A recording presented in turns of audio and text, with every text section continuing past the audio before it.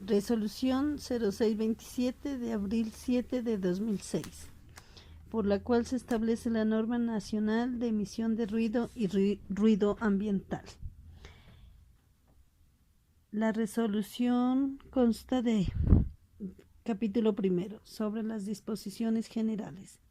En ella tenemos las definiciones con el artículo primero, en donde se utilizan las palabras claves con respecto al ruido para que haya un mejor entendimiento y una explicación mejor con respecto a la resolución.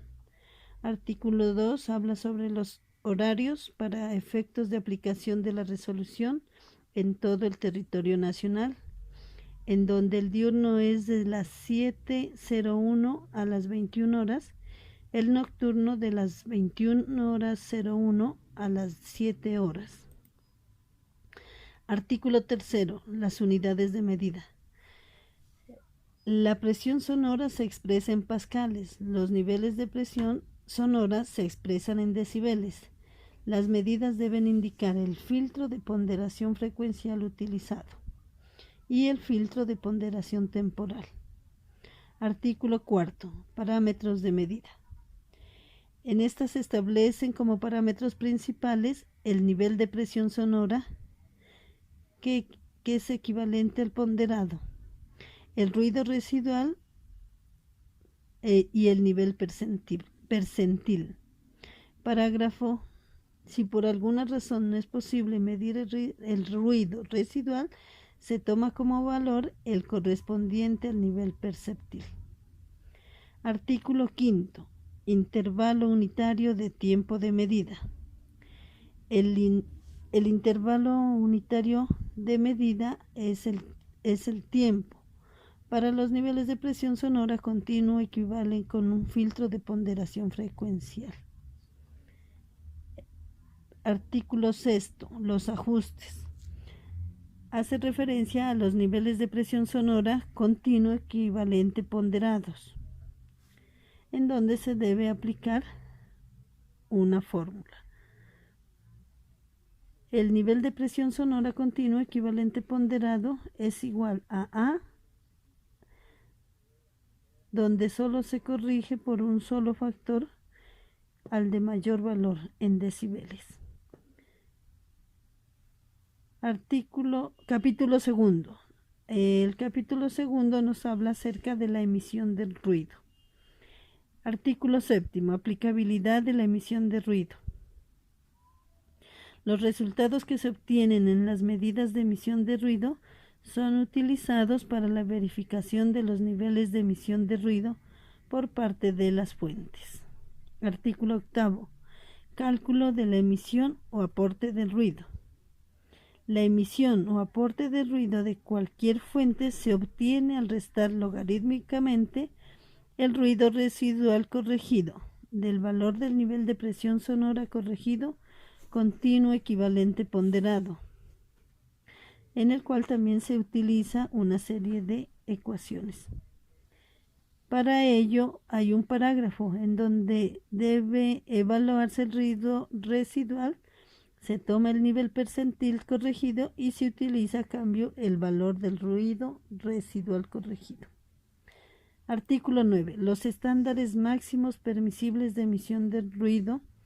Hace referencia a la tabla número 1 de esta resolución, en donde se establecen los estándares máximos permisibles de niveles de emisión expresados en decibeles ponderados.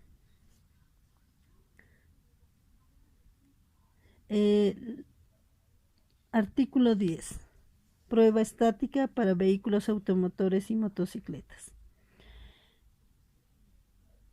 Para el establecimiento de los estándares máximos permisibles de emisión de ruido en automotores y motocicletas, lo debe realizar un centro de diagnóstico, en donde se deben hacer mediciones de ruido emitido por vehículos en estado estacionario, de conformidad con lo consagrado en la Resolución 3500 de 2005 del Ministerio de Transporte y de Ambiente. En el término de un año, contado a partir de la vigencia de esta resolución, Se debe solicitar a los centros de diagnóstico automotor la información relacionada con las emisiones de ruido emitido por vehículos automotores y motocicletas. Parágrafo. Hasta tanto el Ministerio de Ambiente, Vivienda y Desarrollo Territorial no establezca las normas y estándares máximos permisibles de emisión de ruido de vehículos y motocicletas, en prueba estática las mediciones serán objeto de obtener información básica para su evaluación. Artículo 11. La prueba dinámica para vehículos automotores y motocicletas. Esta se da en el término de 2 años contados a partir de la vigencia del acto administrativo. Lo realiza el Ministerio de Ambiente, Vivienda y Desarrollo Territorial con la expedición de una resolución sobre los estándares máximos permisibles de emisión de ruido, tanto para vehículos como para motocicletas. En prueba dinámica. Artículo 12. El ruido de aeronaves. Este se debe consagrar según la resolución 2130 de 2004, que lo debe hacer la Unidad Administrativa Especial de la Aeronáutica Civil. Artículo 13.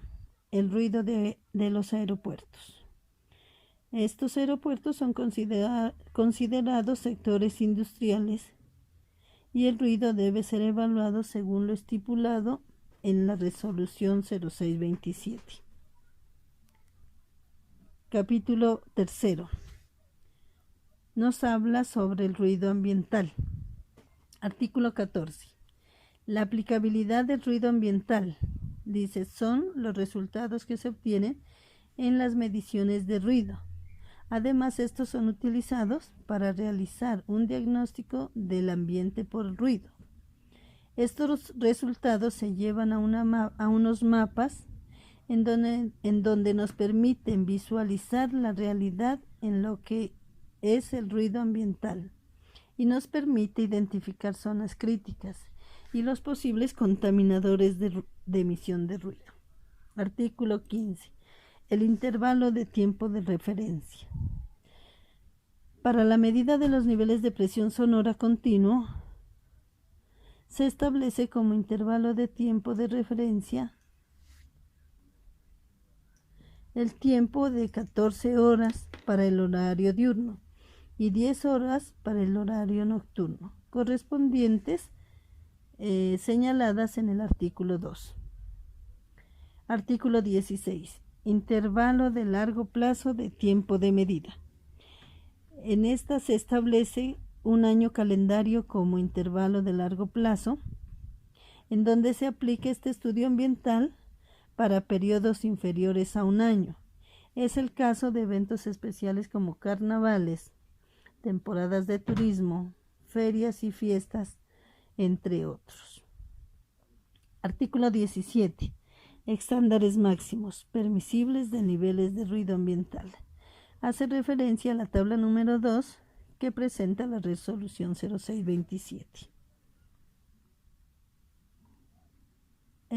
Capítulo 4. De los equipos de medida y las mediciones. En ellos tenemos el artículo 18 que nos habla sobre los equipos de medida, en donde se debe utilizar equipos que tengan la capacidad de medir el nivel equivalente de presión sonora y donde para esto es necesario efectuar correcciones por tonos y bajas frecuencias. Cada equipo de medida debe estar dotado de un pistófono o calibrador, una pantalla antiviento, en donde nos permita hacer las mediciones de ruido ambiental. Artículo 19. Calibraciones. Antes de iniciar una toma de medidas, en el sitio de medida el equipo tiene que ser calibrado según las condiciones del lugar en que se va a tomar las medidas. Para esto, cada equipo debe estar vigente de acuerdo con las especificaciones del fabricante y la copia de los mismos que se adjuntan en el informe técnico. Artículo 20. Condiciones meteorológicas. En este nos habla sobre las mediciones de los niveles de presión sonora que deben efectuarse en tiempo seco, en donde no debe haber lluvias, truenos, caída de granizo. Los pavimentos deben estar secos y la velocidad del viento no debe ser superior a 3 metros por segundo. El artículo 21 nos habla del informe técnico que se debe presentar. En este se debe tener en cuenta las siguientes: la fecha de medición, la hora del inicio y la finalización de la medición, quién es el responsable del informe, la ubicación de la medición, el propósito de la medición, las normas utilizadas, el tipo de instrumentos que se utilizan, el equipo de medición utilizado incluyendo el número de serie, los datos de calibración, ajuste de los instrumentos y la fecha de vencimiento del certificado de calibración. Se debe indicar el procedimiento de medición que se utilizará. También debe anotarse las condiciones predominantes, tanto atmosféricas, en donde se vea dirección y velocidad del viento y la lluvia, la temperatura y la presión atmosférica. Además, se debe realizar el procedimiento de la velocidad, de la medición de la velocidad del viento, entre otros. También debe haber unas conclusiones y unas recomendaciones, como también el croquis detallado que muestra la posición de las fuentes de sonido. Artículo 22. La obligatoriedad de la realización de mapas de ruido, en donde la autoridad competente son las corporaciones autónomas regionales, las de desarrollo sostenible y las autoridades ambientales. Esto según el artículo 66 de la Ley 99 de 1993. Artículo 23. Los fines y contenidos de los mapas de ruido. Es un documento básico para conocer la realidad del ruido ambiental en la población y poder desarrollar planes o programas preventivos y correctivos. Los mapas de ruido deben tener unos objetivos, deben permitir una evaluación ambiental y un pronóstico global. Artículo 24. Requisitos mínimos. Se debe tener en cuenta para la elaboración de los mapas que las corporaciones autónomas regionales, los de desarrollo sostenible y las autoridades ambientales deben realizar 2 mapas de ruido, uno para periodo diurno y otro para el nocturno. Artículo 25. Planes de descontaminación por ruido. Las entidades competentes, como son las corporaciones autónomas, los de desarrollo sostenible y las autoridades ambientales, deben establecer y ejecutar unos planes de descontaminación por ruido. Artículo 26. Edificaciones. En todas las edificaciones se debe exigir que se adopten medidas preventivas necesarias a fin de conseguir que las instalaciones auxiliares y complementarias de estos edificios, como ascensores y equipos individuales, tengan un sistema de ventilación y extracción de aire, como también los instrumentos musicales, animales y domésticos. El artículo 27. Alarmas. Las alarmas de seguridad instaladas en edificaciones no deben emitir al ambiente un nivel de ruido mayor a 85 decibeles. Capítulo 5. Este nos habla sobre la vigilancia y control del cumplimiento de la norma. El artículo 28 hace referencia a la competencia. ¿Quiénes son las corporaciones autónomas regionales, las de desarrollo sostenible y las autoridades ambientales? Según el artículo 66 de la Ley 99 de 1993, ya que estas son las que ejercerán las funciones de evaluación, control y seguimiento ambiental. Artículo 29. Sanciones.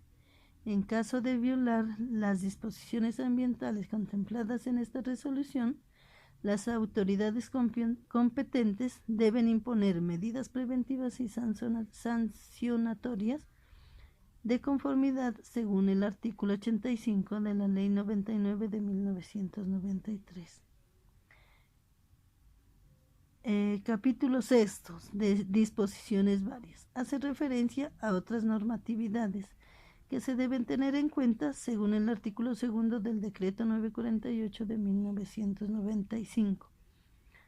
Artículo 31. Los anexos, en donde dicha resolución tiene 5 anexos, cada uno con sus respectivos actos administrativos.